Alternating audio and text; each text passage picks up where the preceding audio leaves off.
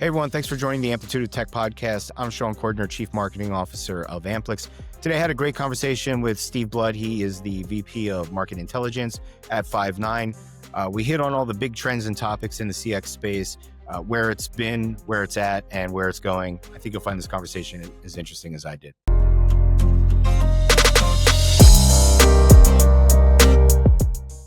All right, Steve Blood, thanks for joining us today. How are you? I'm very good, thank you. Good. You get the luck of being the first guest that I've worn a collared shirt for the podcast. Usually I'm wearing a t-shirt, so I got dressed up for you today. I'm the same. I put a shirt on as well today. I appreciate it. Well, I'm glad you wore a shirt. That's a step in the right direction. I've seen you on some calls before, but no. So, Steve, maybe just start off, who you are, what you do, and where you come from. Yeah, thanks, Shawn. Yeah, so I'm Steve Blood. I'm VP for Market Intelligence at Five9. So that draws on a lot of my previous experiences in the industry. I've been here now since March 2024, so it's about 20 months, I think, something like that. I did have a very, very long career with Gartner prior to joining Five9. That was nearly 23 years. And in that time, I used to write Magic Quadrants. I focused very much on Five9 and its major competitors. And I spent most of my time advising end user organizations on tech decisions in and around the customer service, customer experience space. But I did have a proper job before that. So I came across my first call center 35 years ago. I was a sales engineer working for Mercury Communications, which was the alternative to British Telecom when the UK telecom market deregulated. And the company was called Dixons. It was they sold basically white and brown goods. And they had this novel idea of sending out catalogs of their products, and they had a call center for people to call in to order stuff, and then they sent it out in the mail. So Dixons Direct it was called, and that was my first exposure to call centers, and it kind of took off from there. So I've been involved in customer service, customer experience space for 35 years, and some of it as an advisory, some of it as in sales, and then more recently in sales and marketing. So I'm glad that you brought up the word call center, because I before this podcast started, I jumped on Google Trends and I was just curious. So I did a comparison of search trends. So anyone that doesn't know, Google Trends will track the volume of search terms. So you can type in a keyword and it'll tell you over a given period of time how frequently that term was searched. So I looked up and compared the term CX, customer experience, contact center, and call center. And I was a little bit surprised by the results, to be honest with you. A couple of things that jumped out at me was, number one, call center remains pretty high, and it's been pretty steady over time, where that's fallen out of favor on this side of the industry, on kind of the supplier and the advisor side. But it seems like end users are still calling it a call center. Contact center had kind of a late bump, as did customer experience. Yeah.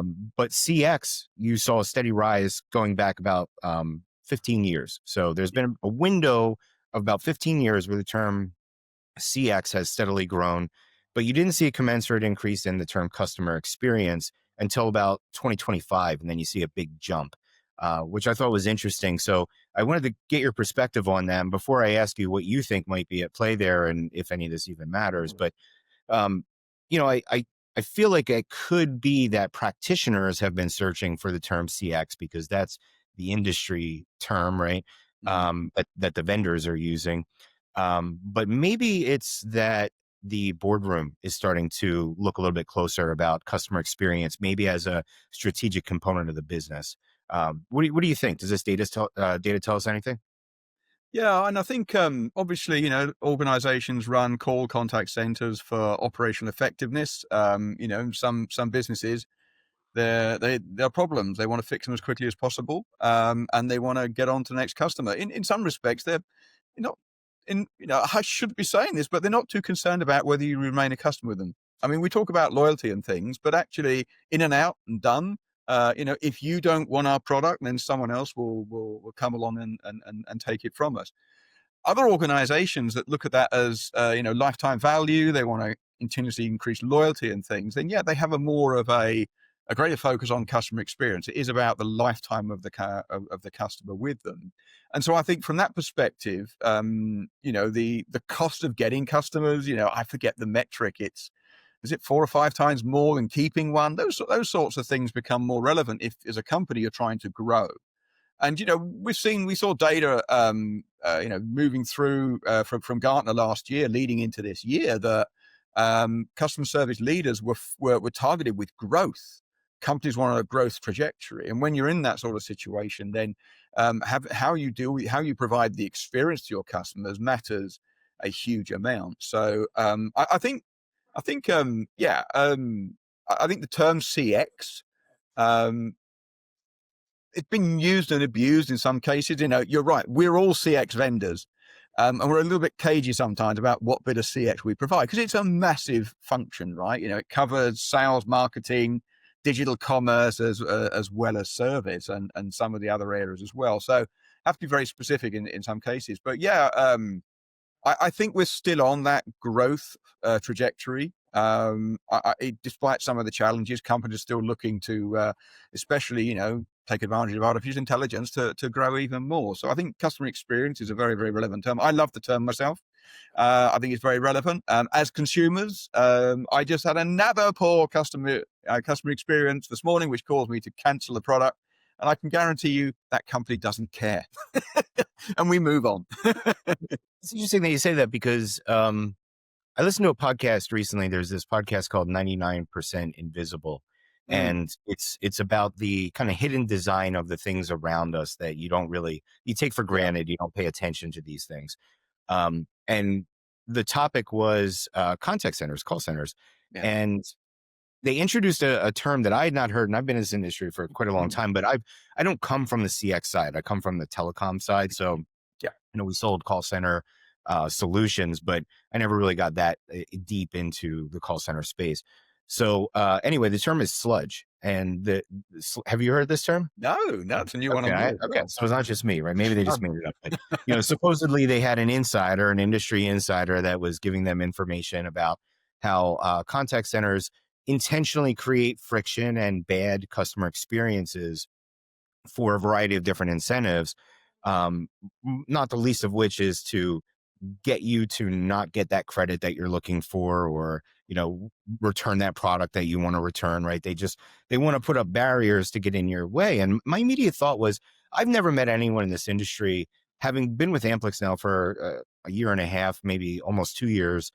We're pretty deep in the CX space, right? So I'm starting to make this is my coming out era for CX, right? And so I've never met a professional in this space at all that has ever alluded to the idea that they want to put barriers. All I've ever heard about was, how can we leverage technology to knock down these barriers? And ultimately, it's because they want to preserve revenue, which you're saying may not always be top of mind. But as a marketer, and maybe you can relate, I always relate this back to brand, right? Mm-hmm. And in today's social media driven world, you can do a lot of damage to your brand by giving a customer a bad experience. Okay. And so I can't understand why someone would intentionally architect a bad experience. Just, it's stepping over dollars to pick up pennies, right? It's not a good practice in my mind to destroy your brand and create a reputation that would prevent people from wanting to purchase your product in the first place, just in order to save a couple of dollars in breakage or returns or things like that. What do you think?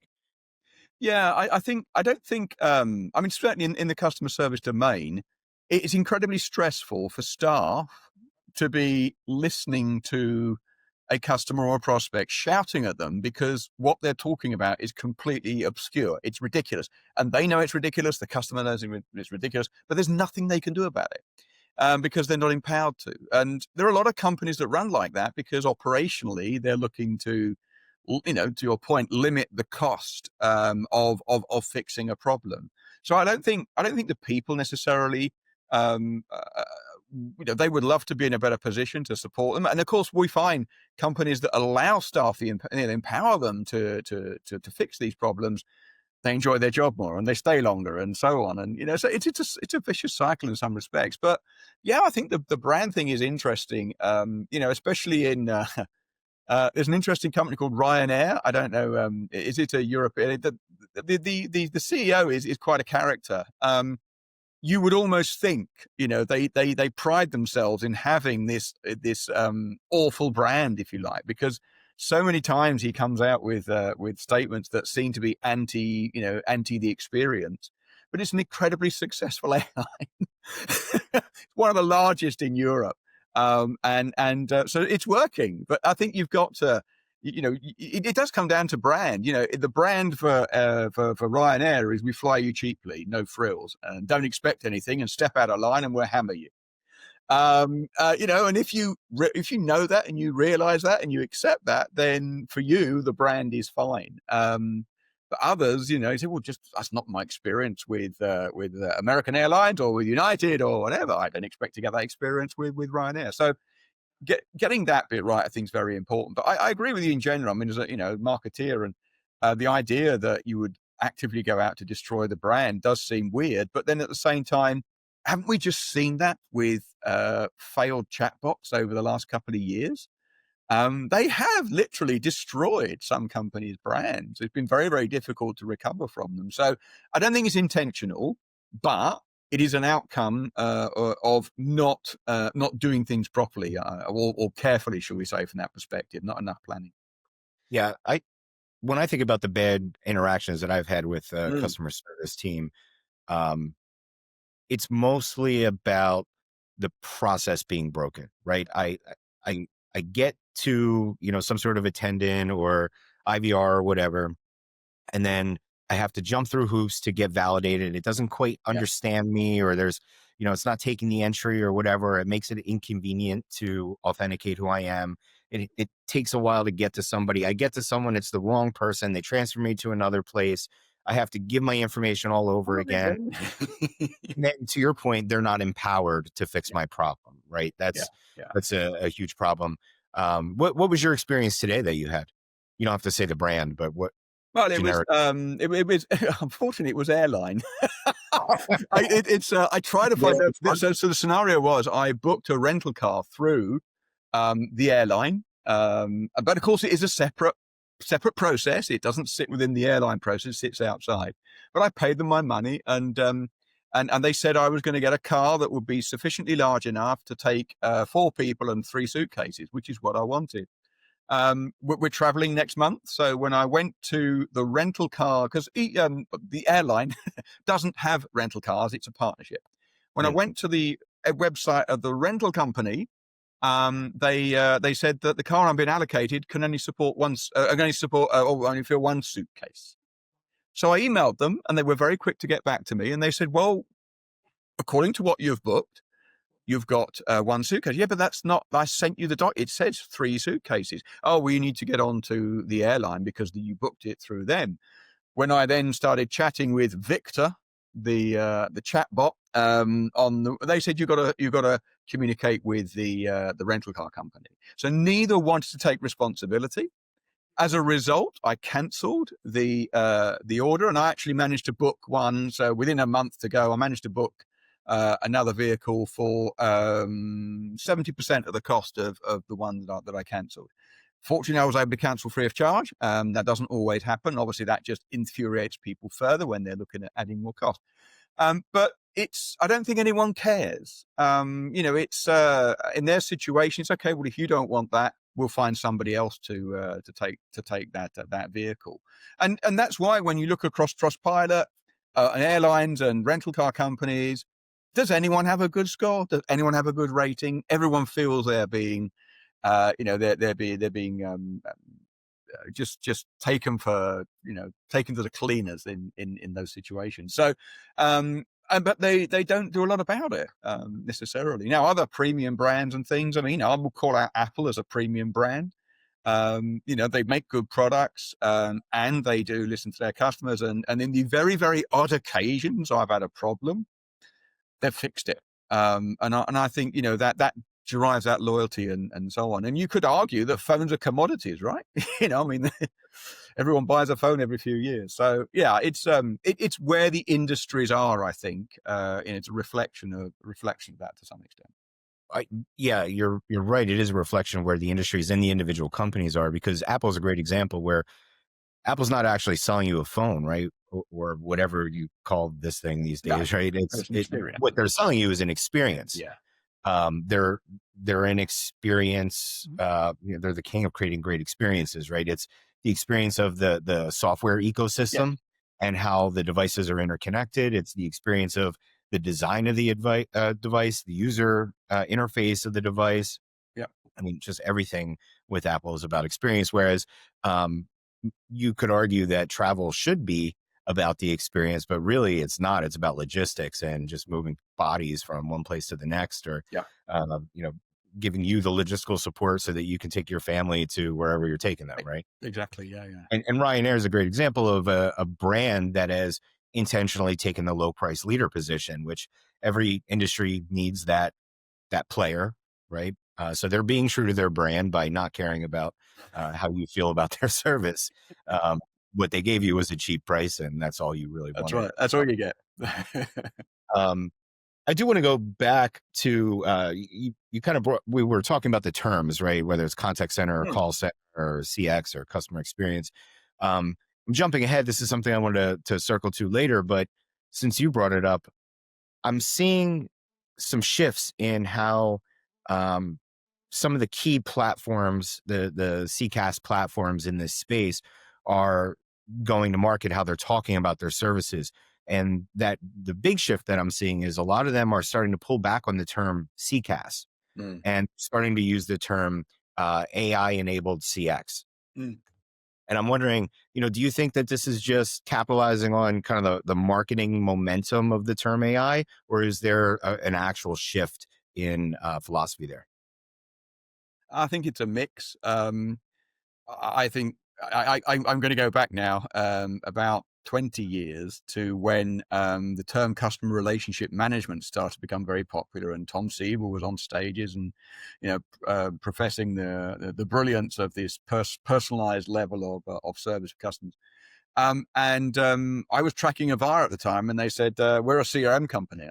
What exactly does that mean? Oh, you do call centers, contact centers. And I think we have to balance this very carefully. You're right that when you think about how CCaaS platforms have developed, they are broader than just this narrow focus of customer service. Many of the seats are sold into sales environments. There's analytics being used, predictive analytics to understand more about where customers would be, potential propensity to buy and so on. So there is absolutely, it's not just a case of it's a contact center platform anymore. But I do think that sometimes we do confuse our potential audiences, especially given that the number of people involved in a purchase these days is getting more, sort of 11 or 12 is typical. Everyone has to understand what it is you offer so that they can play their part in either selecting or rejecting. So I think we could do a little bit better. I mean, yeah, it is all about AI. Obviously, AI drives absolutely everything. There will be a time when we don't use the term AI because it's obvious. Remember computers used to be Intel inside. Who Mhm. cares what the processor is anymore? So I think yeah, it's we have to be careful about, I think, using some of those terms, but certainly CX is the phrase, and AI enabled or AI powered. Yeah, we're all doing it, and I think there's a concern perhaps. Oh my goodness, if we're not doing that, then we're seen as laggards or as technology a company doesn't want to invest in. So yeah, I think, but ultimately, it's interesting. Again, when I was back at Gartner, Gartner still has the contact center as a service Magic Quadrant, right? And they still have the customer engagement center CRM Magic Quadrant because there are buyers specifically for those sets of capabilities. When those buyers stop, Gartner changes and they produce new material and things. Without a doubt, there are still, as we know, lots and lots of buyers who primarily are buying a contact center platform. So yeah, it's CCaaS is still a very, very relevant term. And I think using it indisposably is probably the correct way to use it. Yeah, I always thought of it as a hierarchy, right? Customer Yeah, experience refers to more than just the technology platform that enables the that's true. Yeah, interactions. yeah. There's a Strategy. there's a large ecosystem Yeah, of technology, and not just technology, but principles, right? Processes yeah, and operations that go into it, and yeah, humans. Um, so I guess that's a good definition of what CX is, right? It's kind of the aggregate of all of those things. It's the yeah, technology, it's the processes, it's the design of how you engage. And then, AI, contact center, CCaaS is a piece of that. It's an enabling technology. AI is a piece of that. Do you see a time in the near future, um, meaning 1 to 3 years, let's say, where AI becomes inextricable to the term CCaaS or CX? Or are we there? I think we're almost there already. I think. I mean, pretty much every package that would be offered to a buyer has got an element of artificial intelligence built into it. And so I think we are to some extent there. I think what changes the level of investment. So there are bundles, there are packages out there, but when you think specifically about some of the generative models and the direction for self-service towards agentic AI, I think that will extract itself to some extent as a separate set of capabilities. Maybe we believe that the employee is not going away. I think I'm tired of hearing this still that AI is going to basically take jobs en masse. It's not true. It's never going to happen. It's kind of boring to keep hearing it, but I do think that what changes is how you operate the artificial intelligence. So if we imagine that a very large percentage of engagements would be served or supported autonomously, then what you've got is people that are basically supervising the AI model. And when you get to that point, then the platform that we delivered takes the principle that there are more customers wanting to be served than there are employees to serve them. When you shift that into artificial intelligence and automation, um, arguably you've got more processing capabilities available to support customers than there are customers needing to be supported.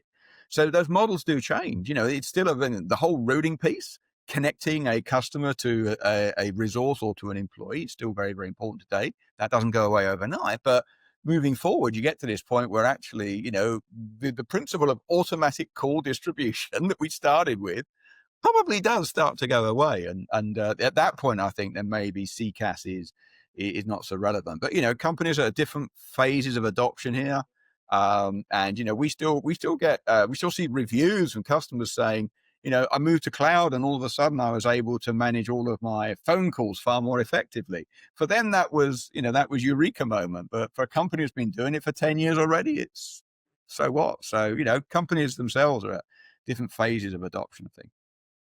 I never thought of the AI adoption trend that's happening right now and how quickly it's being adopted as a numbers game, just a ratio thing, right? It's you've got X number of calls. You can only have so many people to staff those calls. If you can deflect some of those calls and those Mhm. interactions into AI, then you have a better ratio Yeah, of actual people to solve bigger, more correct, complex problems than you do people calling in. And really, AI also kind of enables the growth of those employees to be able to handle more correct. complex problems, right? By giving them, things like agent assist and Yep, access to more data, which to some extent I think helps. It makes them happier, right? It makes employee satisfaction go up. yeah, Google famously did a study a while back about what makes their highest performing teams perform so well, and one of the key things that they came up with was impact. They need true. to be able to feel like they can make Yeah, decisions, that they are able to impact the business and impact their stakeholders. And so I can't imagine that the contact center employees don't feel the same thing, right? They want to be able to resolve those issues. They want that fulfillment to have an impact, and AI provided they're given kind of the ability to make decisions. AI can be the tool to help them make those better decisions. Absolutely agree. Yeah, yeah. I think everyone comes to work wanting to do a good job, right? They don't want to be shouted at and and be presented with a situation which they themselves think is completely bizarre, but there really is nothing they can do about it. It's but it's I think it's a right to some extent is why newer startup companies do so much better, because they just throw the rule book away. They don't have any. They build the new rules and they use new technology to do that, and so they are in a way better position to sort of address, some of those challenges. And that's often why newer companies starting up will get ahead of those established players. It's it's it's a business, isn't it? I think it happens in many cycles. But I think I agree that we do see that the staff are going to be playing more important roles. I suggest that maybe they will be elevated to AI supervisors, and they will then be scoring the quality of the engagement of the AI agent. So almost a complete role reversal to where we are today. Sure. Um, so right now we mentioned it, there's a rich ecosystem of these kind of bolt-on AI solutions that you can add to your ecosystem. But, the CCaaS players, they are also building that same functionality natively into their platforms. So we've got this big ecosystem right now. Historically, what we've seen, at least on the telecom side of the industry, is we go through these periods of a new technology comes out like VoIP, right? And it starts to adopt, and you see the ecosystem grow and grow and grow, and there's all sorts of new players that enter the scene. Then you go through a period of contraction and consolidation where the better platform, the bigger platforms start to pick up the better, smaller players that are independent bolt-on solutions to bring that functionality into their platform. And then they start to dominate, the gap gets wider, and then the smaller players start to fall off. Yeah. So I wonder if you could just, look into your crystal ball for a second. What do you think is going to happen with kind of the big AI ecosystem that we're seeing today in, 1 to 3, 5 years? Is it still going to be thriving, or are we going to start to see some consolidation? I think we will start to see some. I mean, we think about where the hyperscalers are at. These are the companies that are likely to, to benefit most.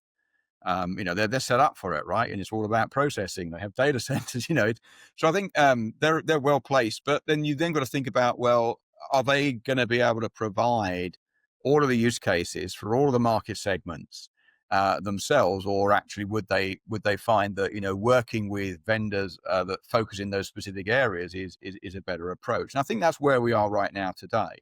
So yeah, pretty much all the CCaaS vendors partner up with hyperscalers in some form or another. We recognize that those hyperscalers are also to some extent competitors. That's just the nature of the game. You have to ensure that your proposition stands up to your target audience better than what theirs does. And that's just standard business. I think that I think that for me, one of the developments that we will see over the next few years is probably going to be more around the convergence of, we've got the infrastructure management, or the interaction management, which is the CCaaS platforms. We've got this the relationship management, which is the CRM players. We've got the employee engagement, which is the workforce engagement players. Again, that's consolidating quite a bit. And then we've got the customer experience, the players in that space. And all these things are starting to consolidate. So I think we will get to a point where there will be more of a smaller number of bigger players. I mean, we're already starting to see that. Let's just take CCaaS, right? It's been around for 25 years or so. You look at Gartner's Magic Quadrant, it's a diagonal line, right? Not much in the way of vision, not much in the way of challenges, leaders and niche players. That defines a mature market. And so that means there's not much more that take place. And I think companies that are investing in that space then sort of have to look at, well, I'm making a big investment. This is not just about the money I'm spending. It's about my brand. It's about the amount of money we're going to spend orienting around these new capabilities with this particular vendor. Who am I going to invest with? A company that's, upward of $1 billion, or am I going to invest with a company that's 50 million? So those are going to be difficult questions. It's the nature of the business, as new opportunities emerge, companies start to invest in smaller startups and take the innovation. As you say, those startups get bought, and they end up with with those larger players. So I do think that looking out over the next few years, then by 2030, I think the landscape will start to become a little more condensed than it is today. I track the traditional contact center infrastructure market when Gartner was running the Magic Quadrants and things. And what you had was there were three players that had like 60 to 65% of the market. That was Cisco, Genesys, and Avaya. And there was a very, very long tail of smaller players who were doing okay. They targeted certain geographies, certain verticals, and they did okay. They were profitable and so on. But then it gets to the point where with with the cloud players coming in, new competition, that doesn't happen anymore, and they get consolidated, and Enghouse is the company that's buying up most of those companies. That will happen in the CCaaS market. We have already seen some Serenova. They ran out of money and ended up in Enghouse's wheelhouse. So these things are natural, but I think companies, given how important this is front office, there is a need to look very closely at, am I dealing with a company that's going to be around in 5 years' time? Has it got the financial muscle to to still be a major player, to make those investments in continued innovation? Yeah, capital will define the market to a large extent, Absolutely, right? yeah. Do you think that I'm asking you to probably get outside your comfort zone making predictions, but do you think that we're seeing a broader AI bubble, not just confined with the CX space, but just in general? There's a lot of capital going into AI right now, and not a lot of return, and a lot of people are Yeah. speculating we're Yeah, seeing I agree. It's it is not. It's a worry. I personally, I've been through I've been 35 years in this industry, the peaks and troughs that we've gone through. The valuation of some of these companies is really difficult to understand. And then when we hear that Gartner's putting generative AI into the trough of disillusionment because the ROI and the value on the return isn't being recognized. Yeah, it worries me. It scares me as to what could happen next year from that perspective, because there's a knock-on effect, right? Any vendor that then is an AI player, does this mean we'll all go back to being CCaaS providers?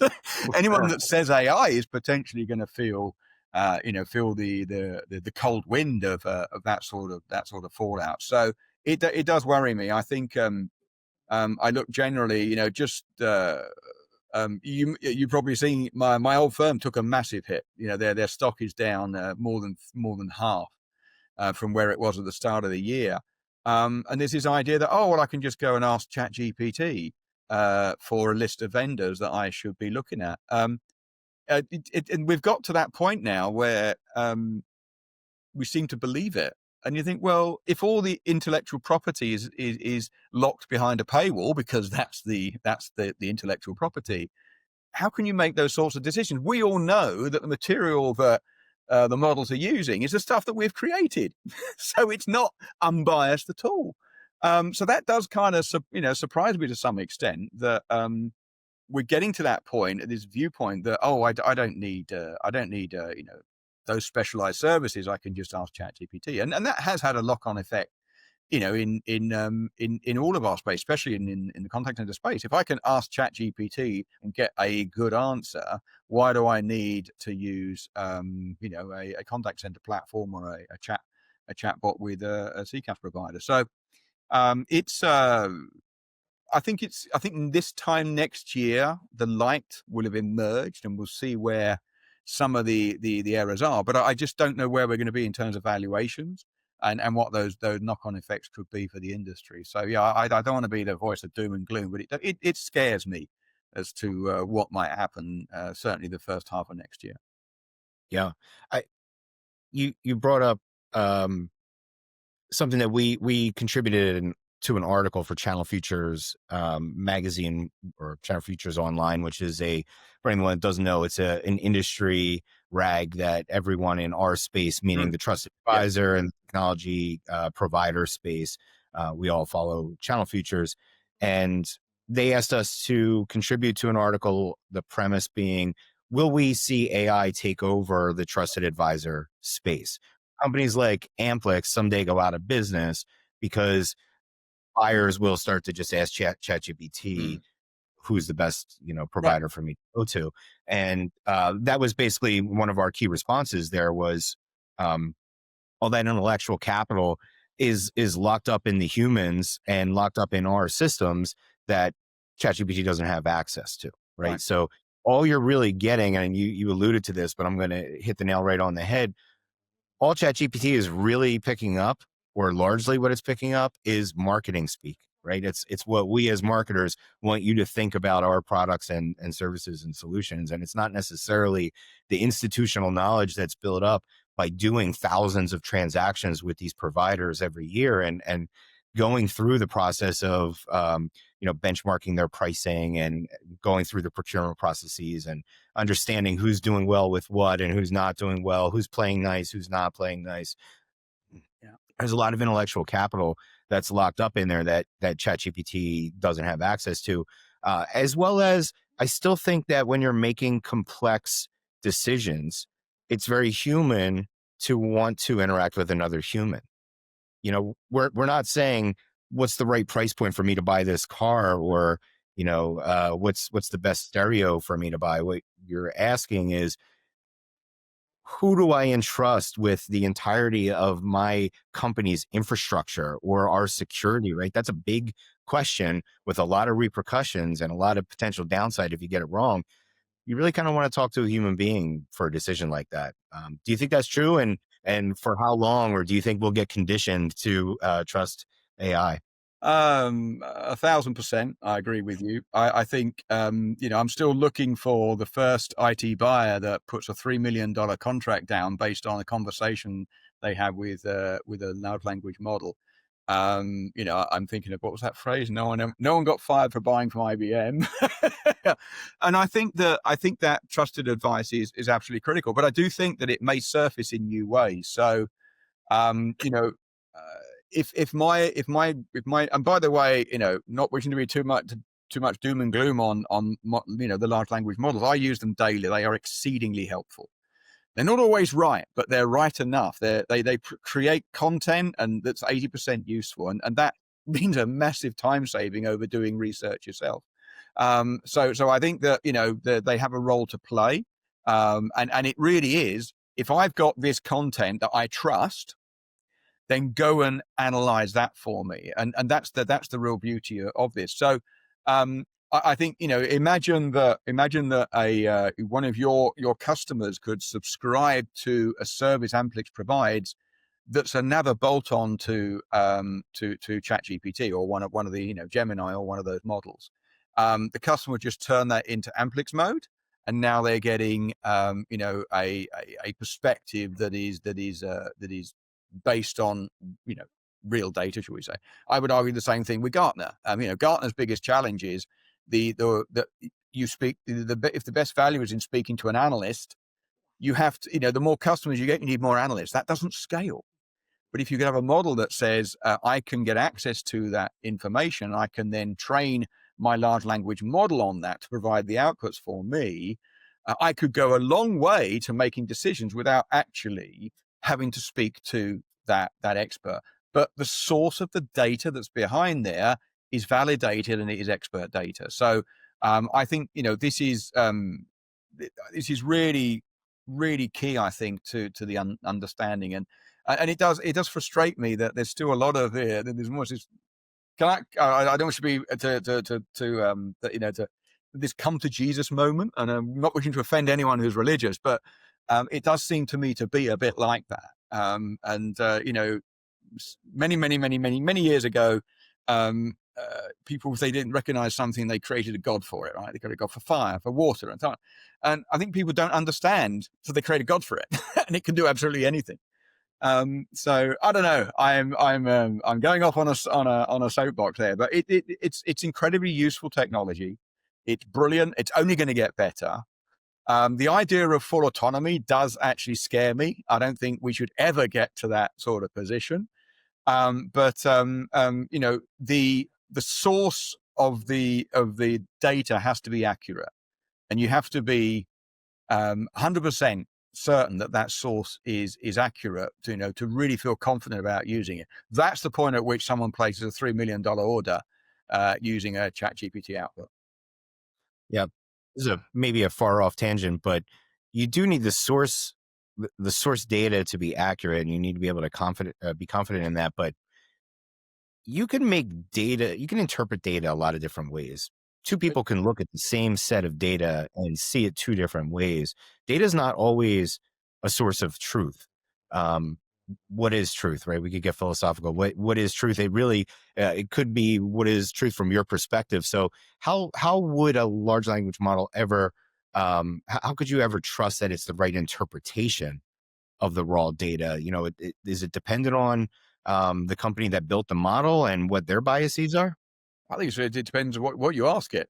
It's the same thing. And so, I was going to say, welcome to my world in market intelligence. Somebody says to me, how big's the contact center market? Well, I've got 25 sources and they all say something different from their perspective. So it's bringing that together. Now, I would love to be in a position where I could pump that put those sources into a model that would help create the output. I think I need to have a very, very strong prompt. So I have to be very specific about the question that I'm asking.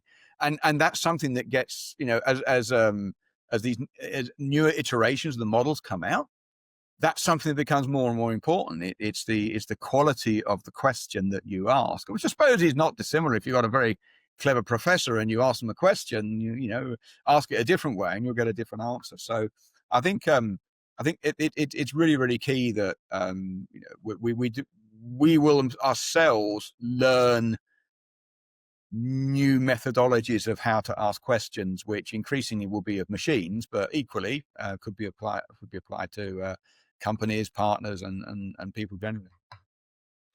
I do think someday there will be a tool, an Amplix version of ChatGPT that accelerates the procurement process, a tool that we use, a tool that our clients use.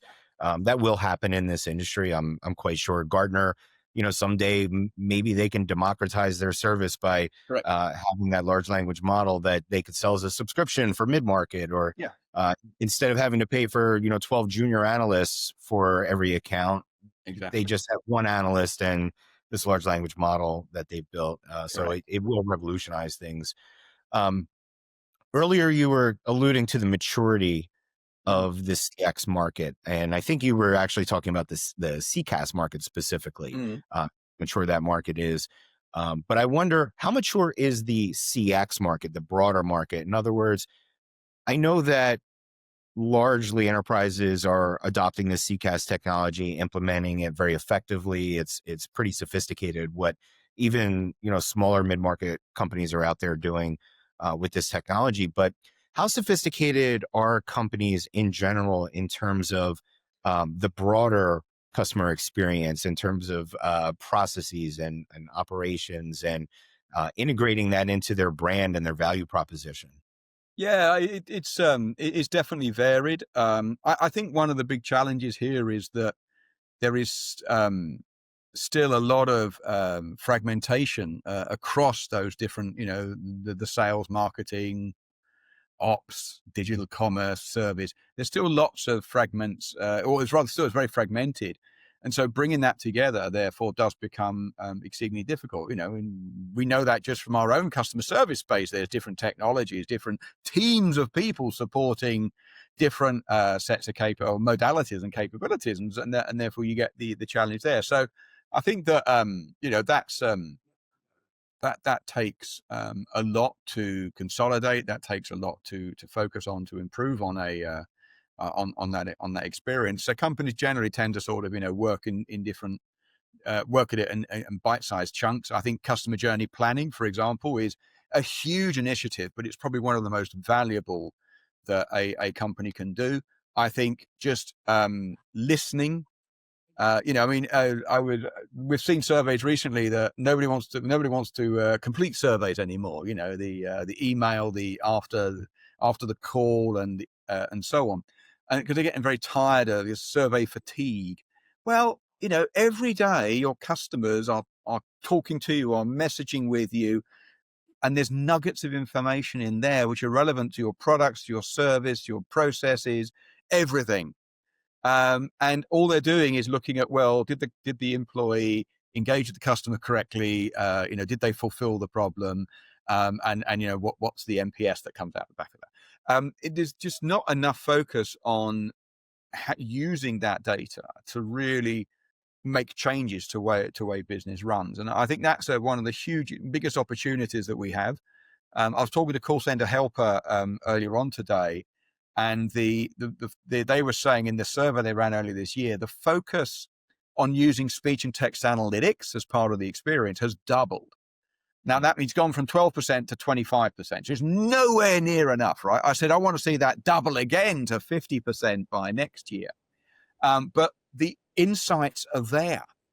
And they're so easy to extract now with transcription, with large language models to surface topics and summarization things. So again, the technologies are helping to be able to do that. So I think that focusing on those areas, what you'll get is lots of outputs, lots of departments will have initiatives or tasks to complete as a result of that. And then collectively, if there's a CX leader, a chief experience officer in the company, if someone's running this from the top down, then maybe they'll get somewhere in terms of improving those services overall. But again, it does come down to who's running the project. If it's a regional or departmental project, then they're just going to focus on what works best for them, not necessarily what works best for the company overall. So I do think, this is more about structure of companies and the people involved in necessary technology.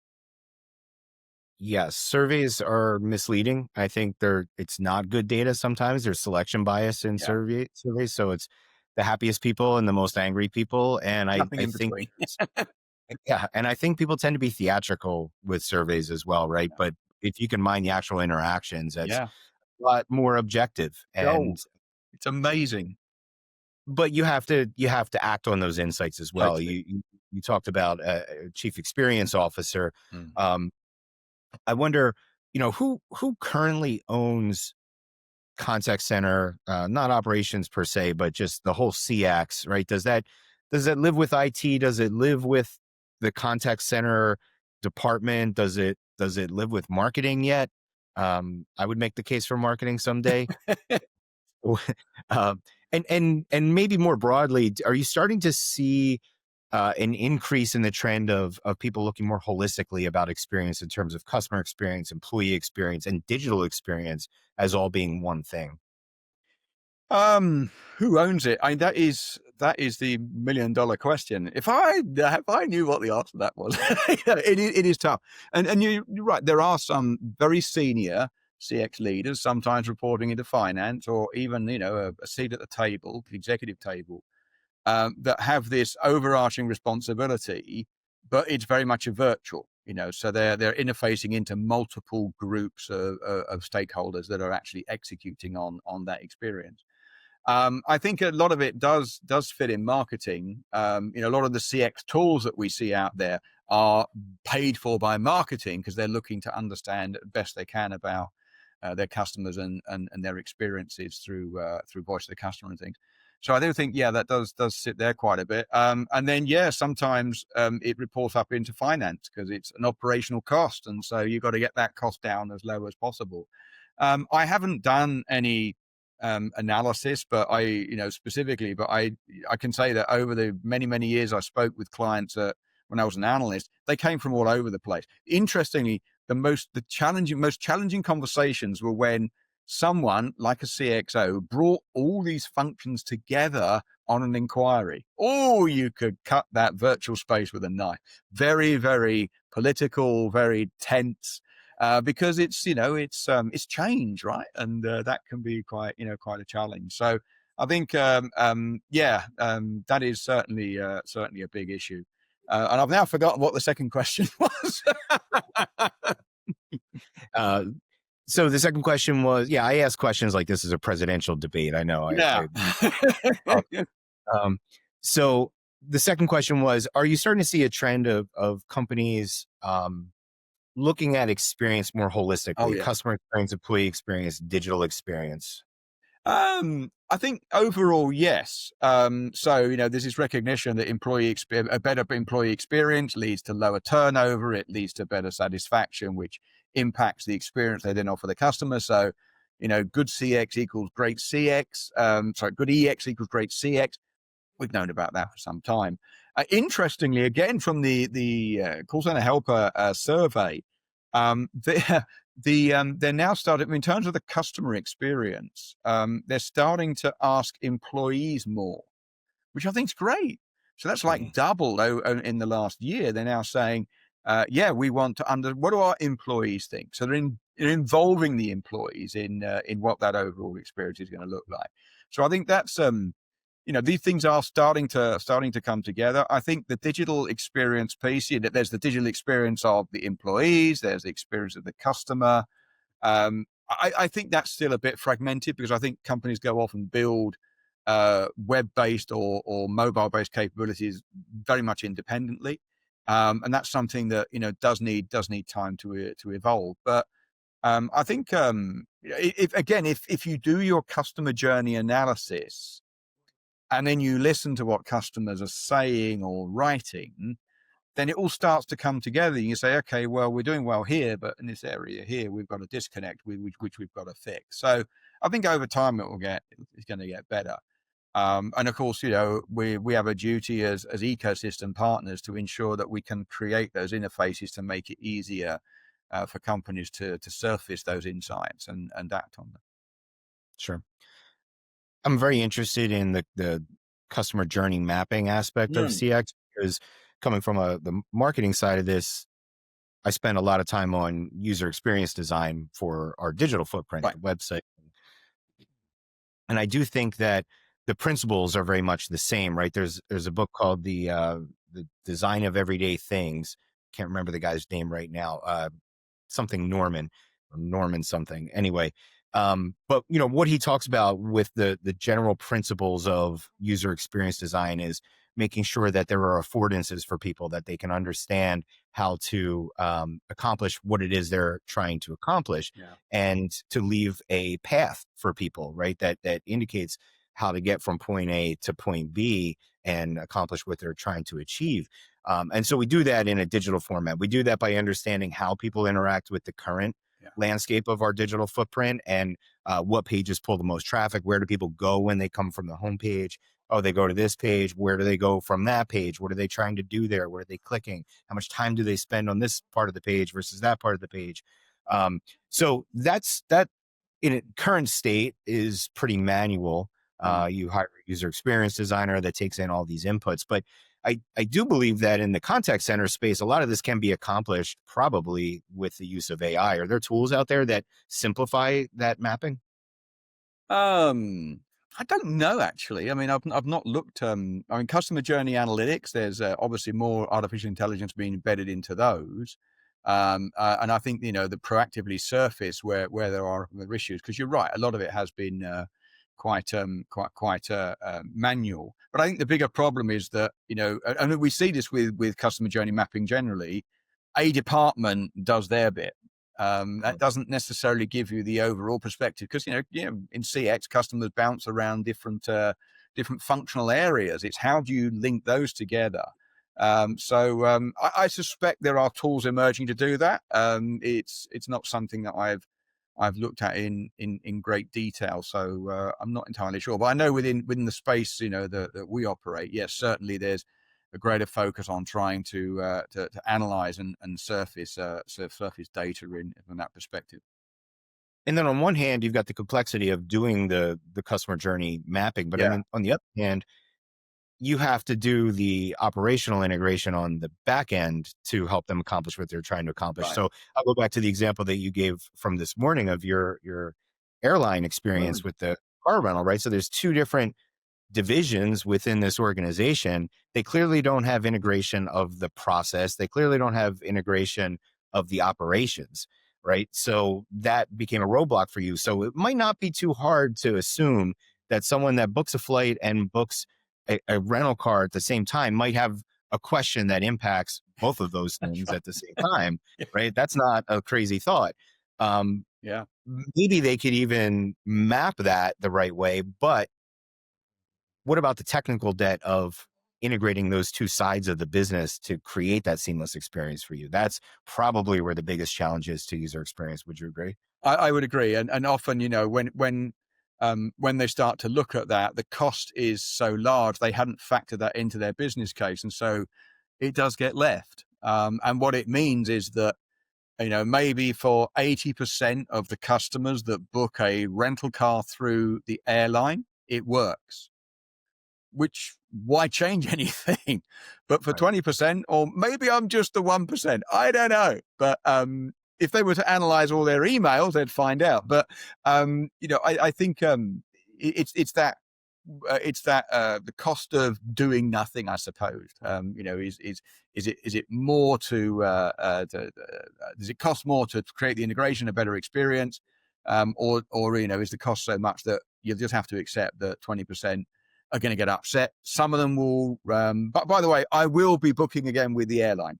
I just won't be renting a car through them. So, you got to balance this, right? It's business. So sometimes you can look at things as being perfect and then say, well, perfection costs a ton of money. We have to find a balance. But you're absolutely right. It is the fact that maybe as we see more use of multi-agent systems. So, with A2A as a protocol emerging, bots will be able to inner work better, and therefore surface and deal with the necessary executions, rather than doing sort of API integration and screen scraping and all those sorts of things that are probably necessary today. I don't know, but I think we could see some improvements. Technology could help with that.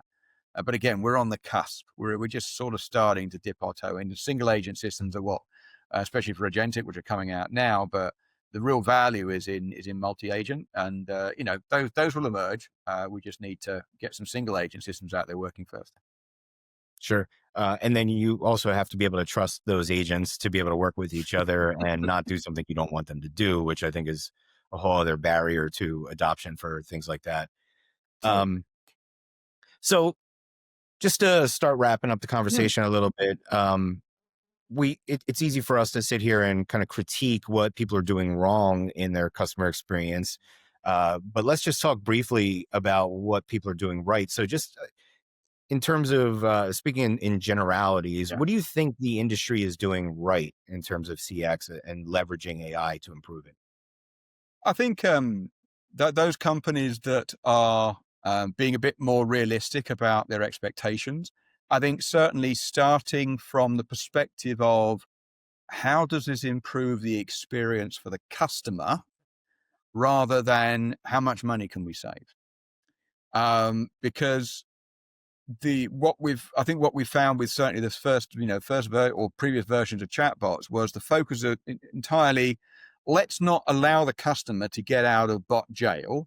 We'll just think of all the questions they're going to ask, and we did the project, we left it up there, and it created frustration because customers were stuck.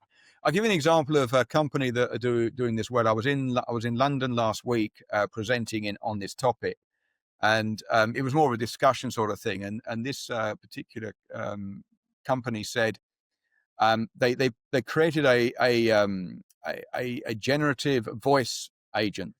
So digital agents there's a lot of, but voice agents are a little bit more complicated to create. They created one, and they started out 100% of the phone calls went into this AI agent, and 100% came out. So they were using this platform as triage to get down to the employee. That's where they started. And over time, as they analyzed and they understood more and more about the type of questions that were being asked, they got that down so that they were able to deflect. I think they were at 35%. So 65 still went through to people, 35% got contained within the AI agent. And that's a real realistic number, right? It's not we can automate 95%. No, you can't. It's realistic, and also they've done it without making customers angry, because when they started out, there were going to be mistakes, so they routed through to the employee. I think that's a great example of focusing on how are we going to build this for the customer, not for us. And guess what? You build it for the customer, you make it work, they will self-serve. Now you've got your ROI. So it's kind of self-fulfilling from that perspective. So I think that's it's a good example where they're doing things really well. And I think we're likely to see we'll see more of that, I think, moving through. And companies like I was talking Amplix talking with you guys recently, they're having the workshops, getting all the right people in the room to sit down and say, what is the problem? Not here's a nice new shiny thing, let's go and put it in there somewhere. What's the issue? What are we trying to solve? What problems do you have? And which of them are going to have the biggest impact? And then let's go and target some of those, get some success. And on the back of that success, show ROI to get more budget to go and do another one. So I think that's the key. So it is very much a case of doing things, more slowly, I think, than maybe what some of the vendors would like. We'd love customers to adopt tomorrow. Of course we would. But, that's just not going to be, they need time to evolve these things. So I think that's where we're seeing, there is success out there. And so the more of that we see, I think the light will shine. And companies will see that as the right way to do this. That's great advice, to use that as a framework and think about the outcomes and the problem that you're trying to solve, as opposed to the technology that you're trying to implement. And maybe that'll be your answer to this question. But if you're advising a CIO or a CXO or CX leader at this moment to, what's one thing in their 3 to 5 year roadmap that they should focus on? Maybe answer it strategically and tactically. Is there a big picture thing that you think they should be working towards in terms of a philosophy change or a change in their approach? And then is there a tactical thing that should be on their roadmap in terms of a technology or something that they should implement? Yeah, I think longer term, I think everyone has to, and depending on the vertical, this will vary. But we take retail. I mean, who was it that just published? Was it McKinsey just published their survey on AI agents for commerce? And Gartner's been. I love talking about machine customers. Gartner's been talking about it for a long time. So we're going to accept to some point that there will be increasingly levels of automation, not just humans connecting with machines to get answers, but also machines asking for services. And so when you think about that, and some of that's longer term looking out, I think companies have to prepare for moving in that direction. So I think, this idea that their staff elevate into a new role of being AI supervisors, so that they can get that right. So, first they may start off advising the machine agent that's supporting their customers. And then all the same principles are accurate. When the machine customer says, I've got a problem, they will know then how to deal with that. So I think there is that analogy that fits together from that perspective. So that's a big thing. The people are going to be very important. I think also longer term, we haven't talked a huge amount about it, but the whole governance, trust and governance, is going to be absolutely critical. We all know that these models don't necessarily tell the truth. They hallucinate. They give wrong information.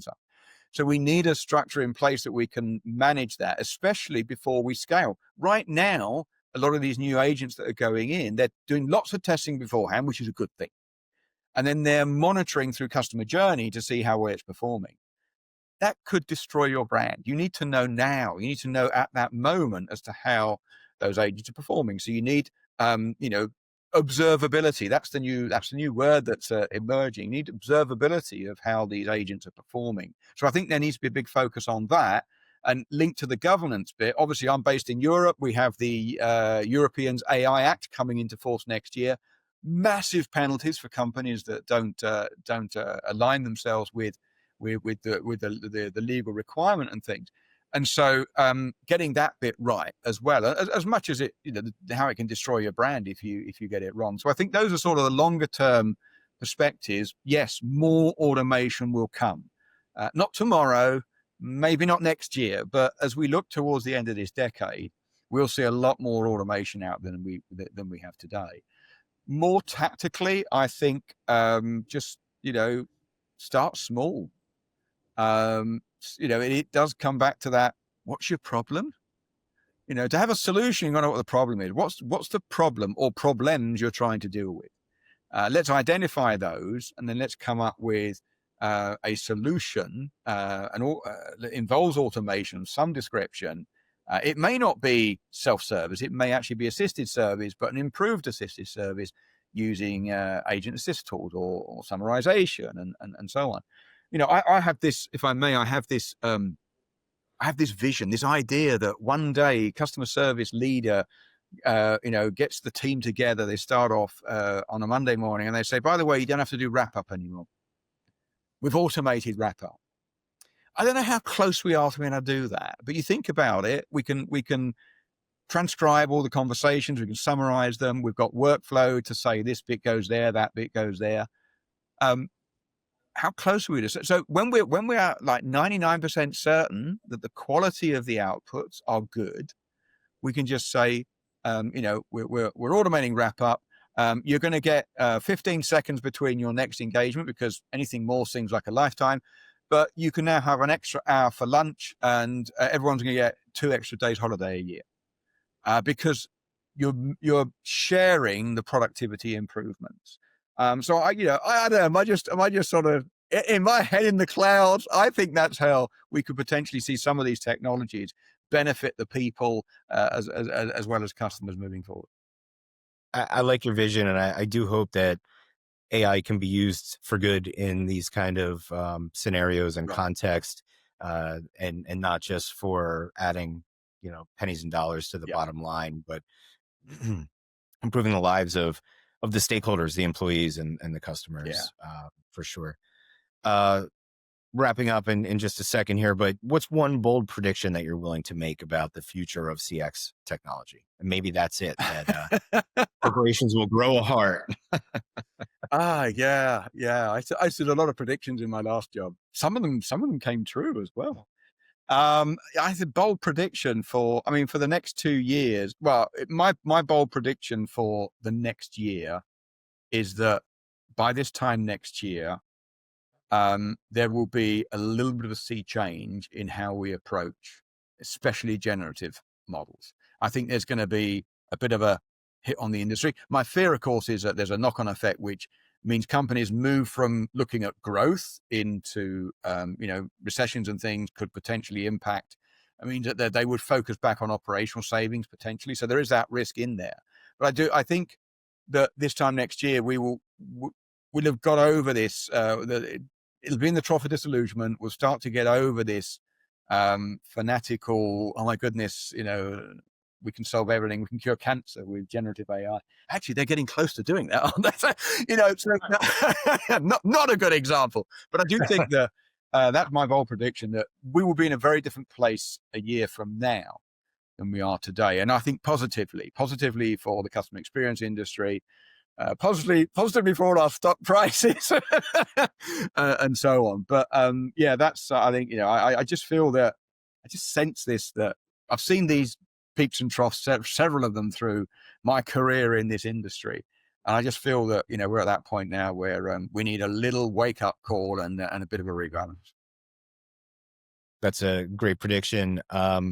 Final question. I just spent some time in Ireland and the UK last week. Mm-hmm. How do you drive on the left side? Because I rented a car and it was the scariest moments of my life trying to get around. Well, I've been in Spain, living in Spain for 20 years. So I drive on the right now. And actually I have the same challenge. I was in London last week and I almost got run over by a taxi because I was looking the wrong way. It is, I can tell you, for me, it's easier. It's more difficult if I'm driving a left-hand vehicle on the other side of the road. That makes it very, very difficult. But if I have the steering wheel on the correct side, I just reverse things in my head. I talk about turning right when I mean left. But it is a challenge. You're right. Yeah, I agree. It was tough, but it was worth it. It was a great trip. Steve Blood, thank you so much. Appreciate your time and expertise. Yeah, good to speak with you. All the best. Thank you. Thanks.